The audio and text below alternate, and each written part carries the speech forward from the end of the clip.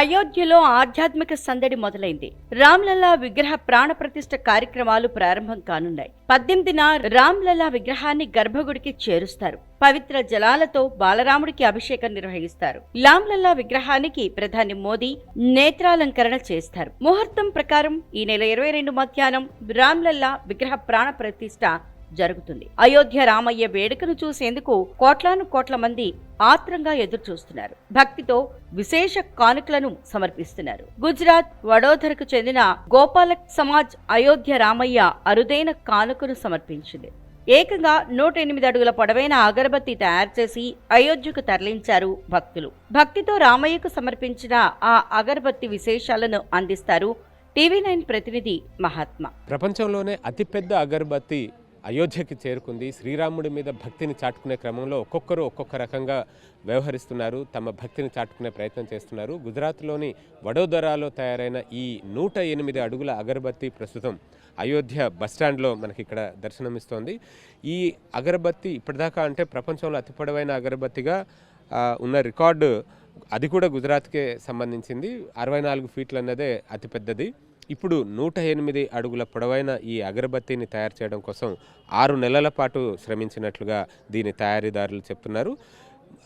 దీని తయారీలో 374 కిలోల గూగుల్, అలాగే 280 కిలోల బార్లీ, 191 కిలోల ఆవు నెయ్యి, 108 కిలోల సుగంధ ద్రవ్యాలు, అలాగే ఇతర హవన్ మెటీరియల్, 475 కిలోల నుంచి 572 కిలోల వరకు గులాబీ పువ్వులు, 1475 కిలోల ఆవు పేడ ఉపయోగించి దీన్ని తయారు చేసినట్లుగా నిర్వాహకులు చెప్తున్నారు. ఇక మొత్తం తయారైన తర్వాత దీని బరువు చూసుకుంటే 3657 కిలోలు. దీని పొడవు 108 అడుగులైతే వెడల్పు 3.5 అడుగులు. దీన్ని తయారు చేయడానికి 6 నెలల సమయం పట్టిందని, ఖర్చు కూడా 5.5 లక్షల వ్యయం దీనికోసం ఖర్చు పెట్టాల్సి వచ్చిందని చెప్పారు. ఒకవేళ ఈ అగరబత్తిని వెలిగిస్తే 41 రోజుల పాటు మండుతూనే ఉంటుంది, అంటే 41 రోజుల పాటు వెలుగుతూ ఉంటుంది. అంత మెటీరియల్ దాంట్లో ఉంది, అంత పొడవు ఉంది. కాబట్టి దాని లెక్క ప్రకారం 41 రోజులు వెలుగుతుంది అని దీని తయారీదారులు చెప్తున్నారు. ఇదే ట్రక్లో తీసుకుని వచ్చారు. ఎందుకంటే 108 అడుగుల పొడవు ఉన్న ఆ అగరబత్తిని సేఫ్గా తీసుకురావాలని అంటే కనుక దానికి తగిన ఏర్పాట్లు కూడా చేయాలి. ఇదే ట్రక్, ఈ ట్రక్లోనే తీసుకొచ్చారు.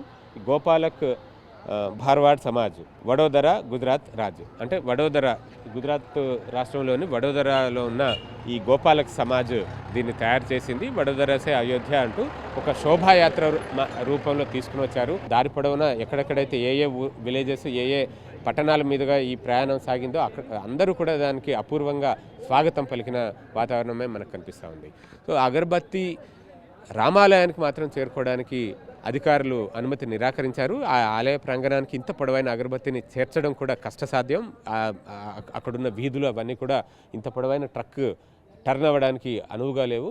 సో ఈ నేపథ్యంలోనే అగరబత్తిని అక్కడ దాకా చేర్చడానికి ఇక్కడ అధికారి యంత్రాంగం నుంచి అయితే అనుమతి లభించలేదు. ఇదే బస్ అడ్డా, అంటే బస్ స్టాండ్లోనే ప్రస్తుతం దీన్ని ఉంచారు. మరి ఇక్కడే వెలిగిస్తారా, లేదంటే ఇక్కడ నుంచి సరయూ తీరానికి తరలించి అక్కడ వెలిగిస్తారా అన్నది కూడా చూడాల్సి ఉంటుంది.